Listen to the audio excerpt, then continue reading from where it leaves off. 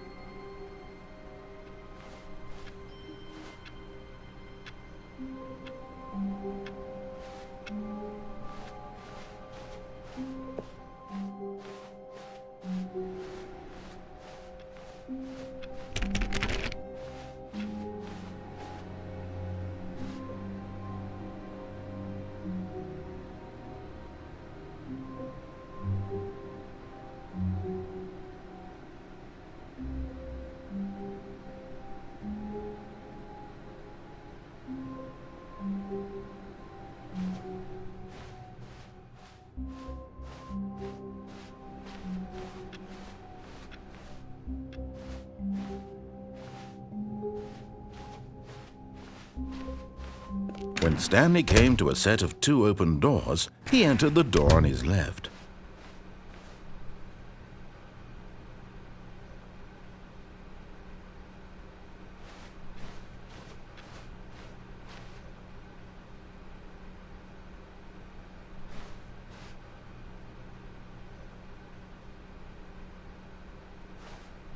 Yet there was not a single person here either.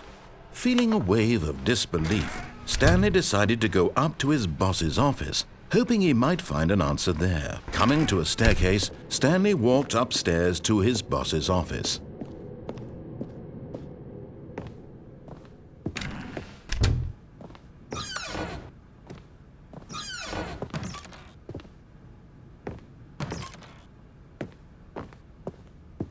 Stepping into his manager's office, Stanley was once again stunned to discover not an indication of any human life. What could it mean? Stanley wondered aloud to nobody. He began wildly tearing through papers on the boss's desk, pulling books off the shelf, looking behind paintings, desperate for clues to his situation. But his attention was caught by a keypad behind the boss's desk. What could its purpose be? In fact, this keypad guarded the terrible secret that lay buried below his feet. And so the boss had assigned it an extra secret PIN number, 2845. But of course, Stanley couldn't possibly have known this. Yet incredibly, by simply pushing random buttons on the keypad, Stanley happened to input the correct code by sheer luck. Amazing! He stepped into the newly opened passageway.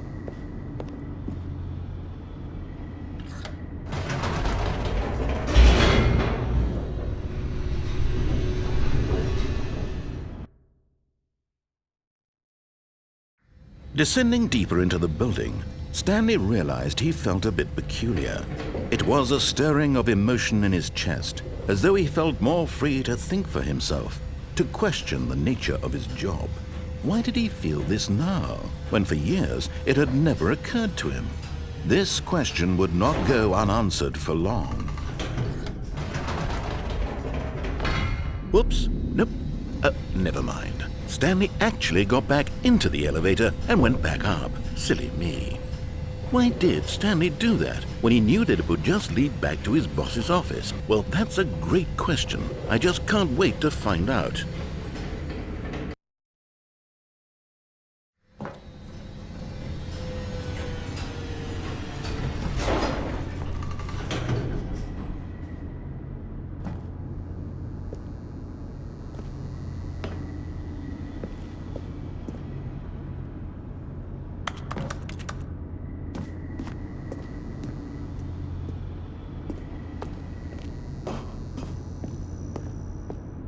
Here we are, Stanley. It's your boss's office. Exactly the way it was before you got onto the elevator. It's still just exactly what it is. What a decision you've made to come up here and look at the office again. This has fleshed out the plot of the story in new and fascinating ways I could have never anticipated. It's that keen eye for storytelling that you have, an incisive rapid fire of critical plot points, one after the other, weaving a rich tapestry of uncompromising narrative. Wow! I'm bolted to the edge of my seat.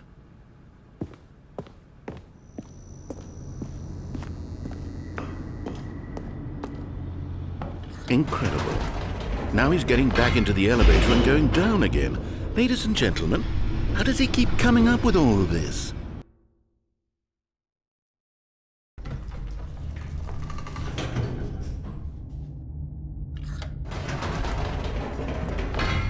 Did you think we were going to go forward down the spooky corridor? No. It's time once again to go back up in the elevator. I can't even begin to grapple with what might be up there. Is it the boss's office again? Or what if it's the boss's office this time? The suspense is killing me.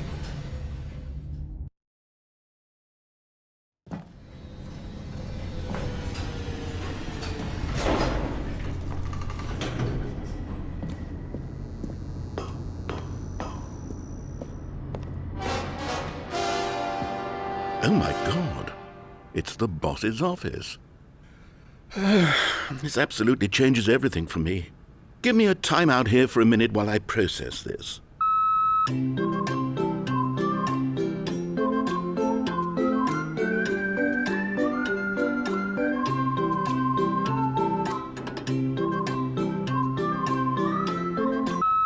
Okay, I'm ready.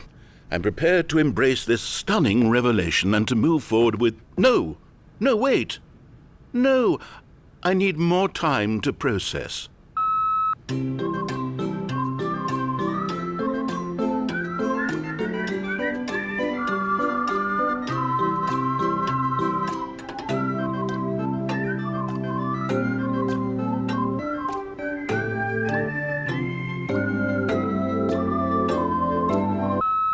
All right, I have fully come to terms with it. I have made space in my worldview for this astonishing new reality. As before, I turn to your expert eye for gripping narrative, Master Stanley.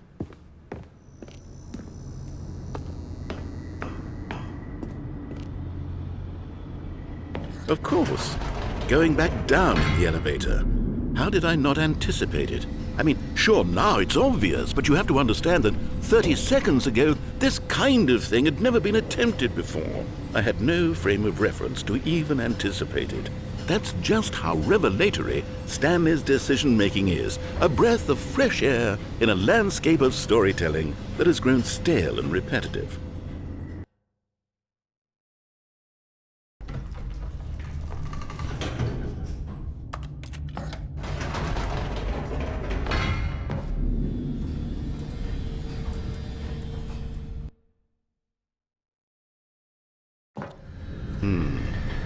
You know what? I've just thought of something. Hold on, let's stop for a moment. Don't you realize? It's the anticipation, Stanley. You and I, we have no way of knowing what will be at the top of this elevator. But the suspense, the agony of waiting and anticipating and having to guess, that's the real thrill. Oh, I simply don't want to let that feeling go. It's so precious, so fleeting. Why don't we take this elevator ride nice and slow? There we go.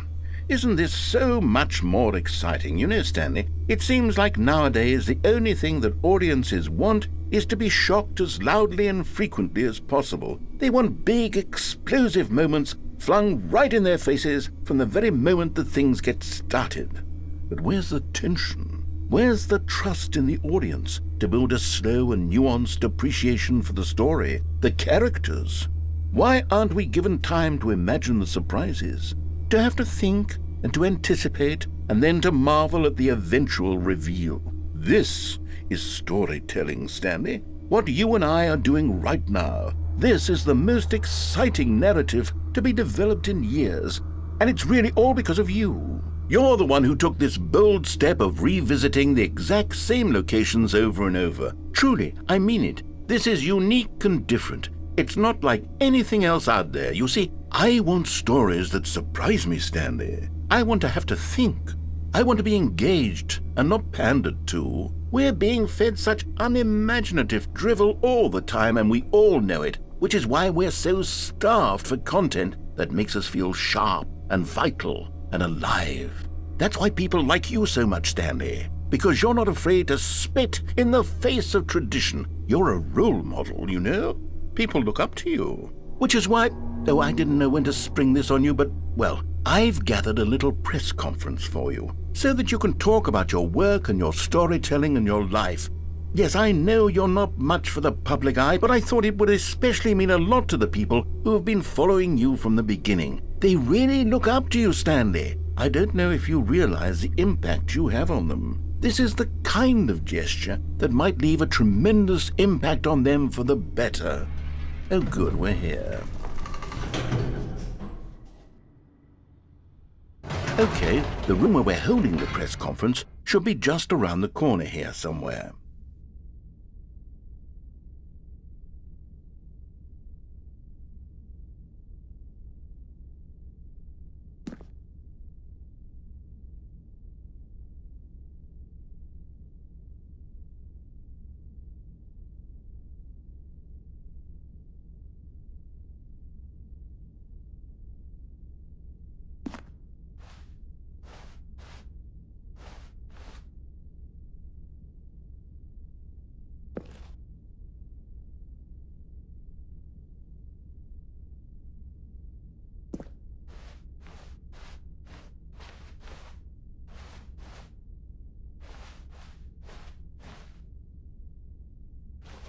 Ah, yes, here it is, just through this door.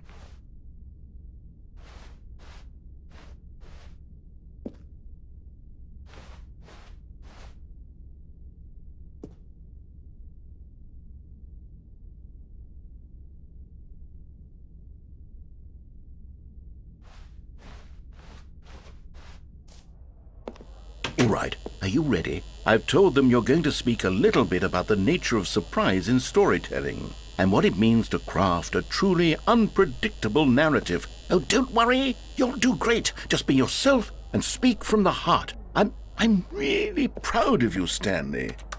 Okay, it looks like they're ready for you. Go get 'em.